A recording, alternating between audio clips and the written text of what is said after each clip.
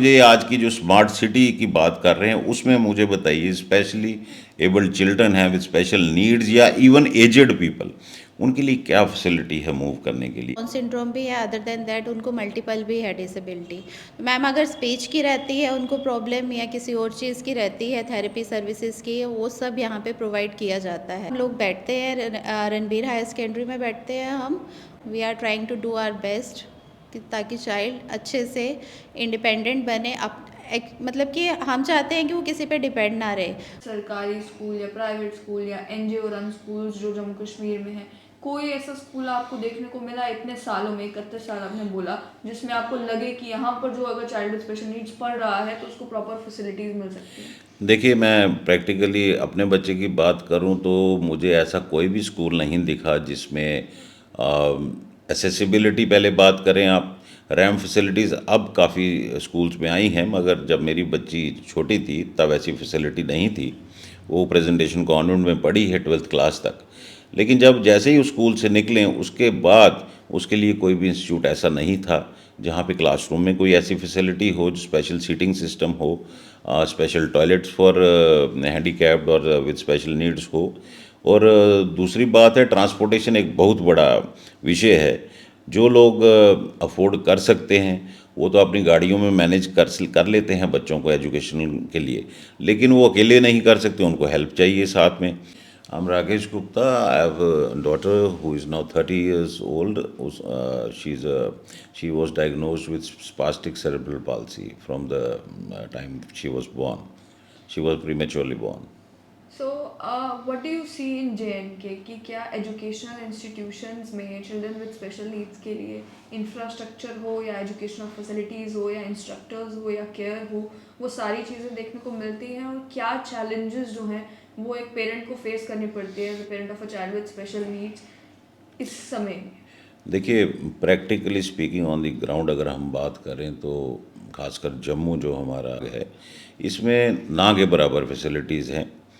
Government boost तो बहुत चीज़ों पे करती है, बट प्रैक्टिकली हम ग्राउंड पे आए, ना तो इनके लिए एजुकेशनल इंस्टीट्यूशंस में ऐसी कुछ फैसिलिटीज़ हैं, ना ट्रांसपोर्टेशंस के लिए फैसिलिटीज़ हैं। मैं कह सकता हूँ कि हर दिन एक चैलेंज है, ना सिर्फ बच्चे के लिए, ये माँ बाप के लिए भी बहुत पेनफुल जर्नी है कि ऐसे बच्चों को कैसे हम इस समाज में, जहाँ पे इनकी एक्सेप्टेबिलिटी वैसी नहीं है जो विदेश की मुल्कों में है, तो बहुत एक कठिन और दर्द वाला सफ़र है बच्चे और माँ बाप के लिए।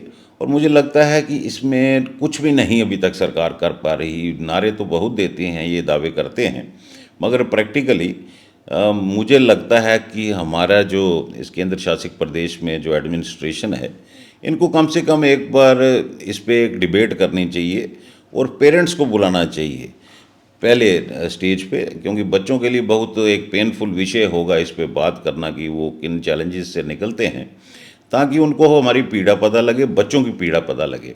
तभी एक रास्ता निकलेगा, क्योंकि दफ्तरों में बैठे हुए डिज़ाइन करना विदाउट नोइंग कि हमें क्या चैलेंजेस हैं, उनको कैसे ओवरकम किया जा सकता है और उनके लिए क्या फैसिलिटी दी जा सकती है, ये बड़ा मुश्किल सा एक विषय है जिसको आपने प्रैक्टिकली ग्राउंड पे देखना है, रियलिटीज़ क्या हैं और उनका क्या समाधान कर सकती है सरकार। स्कूल्स की अगर बात की जाए, क्या सरकारी स्कूल या प्राइवेट स्कूल या एनजीओ रन स्कूल्स जो जम्मू कश्मीर में है, कोई ऐसा स्कूल आपको देखने को मिला इतने सालों में, 31 साल आपने बोला, जिसमें आपको लगे कि यहाँ पर जो अगर चाइल्ड विद स्पेशल नीड्स पढ़ रहा है तो उसको प्रॉपर फैसिलिटीज़ मिल सकती हैं? देखिए, मैं प्रैक्टिकली अपने बच्चे की बात करूं तो मुझे ऐसा कोई भी स्कूल नहीं दिखा जिसमें एसेसिबिलिटी, पहले बात करें आप, रैम फैसिलिटीज़ अब काफ़ी स्कूल्स में आई हैं, मगर जब मेरी बच्ची छोटी थी तब ऐसी फैसिलिटी नहीं थी। वो प्रेजेंटेशन कॉन्वेंट में पढ़ी है 12th क्लास तक। लेकिन जब जैसे ही उस स्कूल से निकलें उसके बाद उसके लिए कोई भी इंस्टीट्यूट ऐसा नहीं था जहाँ पे क्लासरूम में कोई ऐसी फैसिलिटी हो, जो स्पेशल सीटिंग सिस्टम हो, स्पेशल टॉयलेट्स फॉर हैंडीकैप्ड और विद स्पेशल नीड्स हो। और दूसरी बात है, ट्रांसपोर्टेशन एक बहुत बड़ा विषय है। जो लोग अफोर्ड कर सकते हैं वो तो अपनी गाड़ियों में मैनेज कर लेते हैं बच्चों को एजुकेशन के लिए, लेकिन वो अकेले नहीं कर सकते, उनको हेल्प चाहिए साथ में। वो आगे दोबारा एक खर्चे का एक विषय बन जाता है। तो कितने लोग यहाँ पे अफोर्ड कर सकते हैं, और इस चक्कर में काफ़ी माँ बाप ऐसे बच्चों को पढ़ाते नहीं, घर पे ही रखते हैं।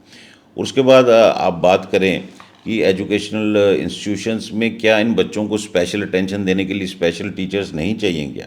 ऐसी कोई भी फैसिलिटी किसी इंस्टीट्यूट में नहीं है। मैंने अपनी बेटी को 12th के बाद डिस्टेंस एजुकेशन से बहुत मुश्किल से समझा बुझा के, क्योंकि एक बच्चा डिप्रेशन में चला जाता है घर बैठे बैठे, सोशली आइसोलेट हो जाता है, देयर आर मैनी चैलेंजेस, तो डिस्टेंस से उसने बहुत मुश्किल से ग्रेजुएशन की। अभी जैसे देख रहे हैं कि समग्र शिक्षा में भी बात की जा रही है इंक्लूसिव एजुकेशन की, और कह रहे हैं कि स्पेशल एजुकेटर्स लाए जा रहे हैं चिल्ड्रन विद स्पेशल नीड्स को पढ़ाने के लिए। तो आपको क्या लगता है कि ये समग्र शिक्षा के जो इनिशिएटिव्स हैं ये सफिशिएंट हैं for a child with special needs? देखिए, अच्छा एक इनिशिएटिव है समग्र शिक्षा के अंडर जो स्पेशल एजुकेटर्स की बात कर रहे हैं, लेकिन जैसे मैंने आपको बोला, दावे करना और ग्राउंड में प्रैक्टिकली काम करना, इसमें बहुत अंतर है। क्योंकि आप कितने एजुकेटर्स ओवर कितना चिल्ड्रन ला रहे हैं, परसेंटेज देखिए वैसे ऐसे बच्चों की, क्योंकि अलग अलग प्रॉब्लम्स में स्पेशल नीड्स में काफ़ी कैटेगरीज आती हैं, क्या डायग्नोसिस है किसी का, हर चीज़ के लिए एक हर इलनेस के लिए जो एडुकेटर होता है वो स्पेशलाइज्ड होता है उस फील्ड में। तो ये चीज़ों का ध्यान मुझे लगता है नहीं रखा गया है, और अभी तक ग्राउंड में तो हमें ऐसी कोई चीज़ दिखी नहीं।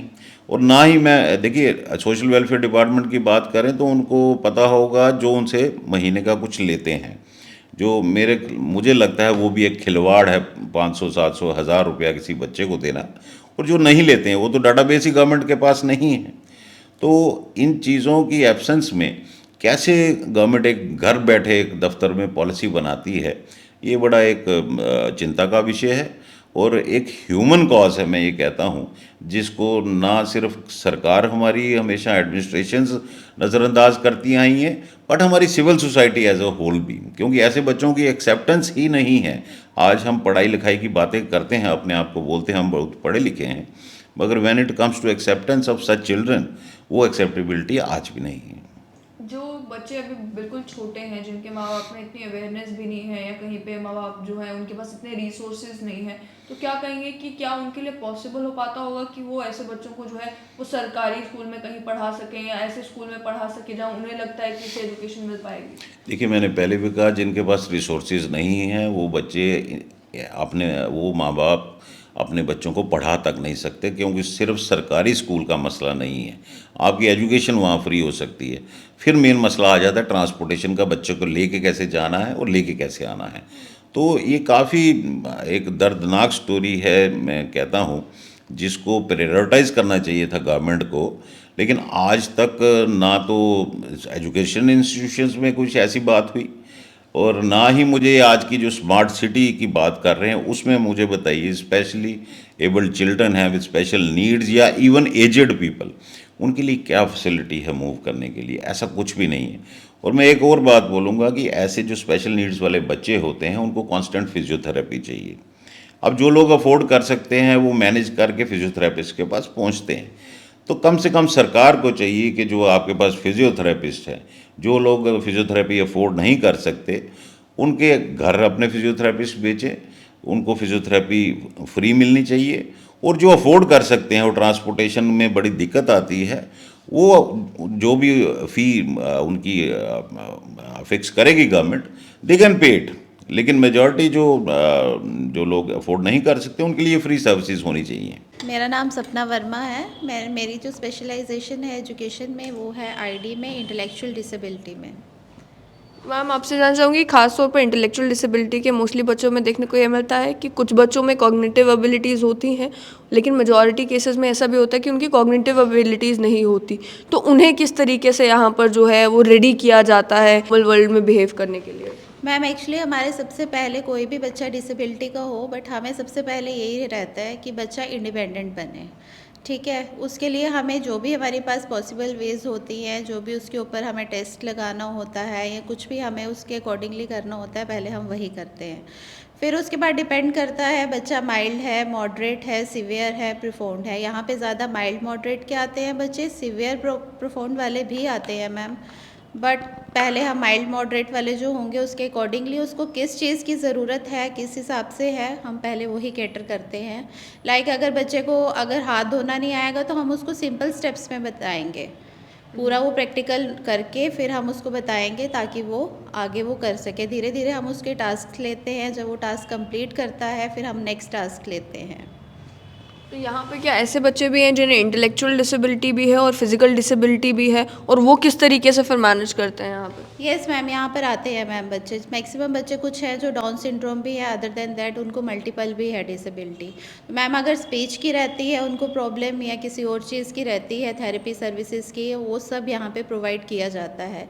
यहाँ पे मैम हम लोग बैठते हैं, रणबीर हायर सेकेंडरी में बैठते हैं हम, और यहाँ पे रिसोर्स रूम में हम तीनों टीचर्स हैं। We are trying to do our best ताकि चाइल्ड अच्छे से इंडिपेंडेंट बने।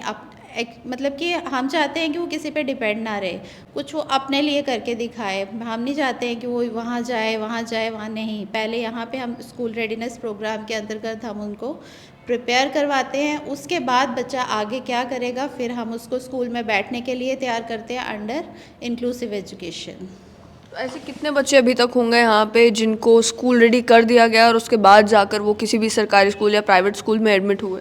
मैम मैक्सिमम यहाँ पे 8 to 10 स्टूडेंट्स हैं अभी तक, जिनको हमने पहले यहाँ पर आते थे, रिसोर्स रूम यहाँ पर भी आते थे, रिसोर्स रूम हायर सेकेंडरी छन्नी में भी आते हैं, और हमारे बाकी के भी रिसोर्स रूम्स हैं, दुमाना में है, शौर्यचक में है मैम, वहाँ पे भी सारे बच्चे जाते हैं। जब वो यहाँ पे रेडी हो जाते हैं, हमें लगता है कि नहीं अब उनको हम इंक्लूसिव सेटअप में बिठाएंगे, तो फिर वो वहाँ पर हम उनकी एडमिशन करवाते हैं।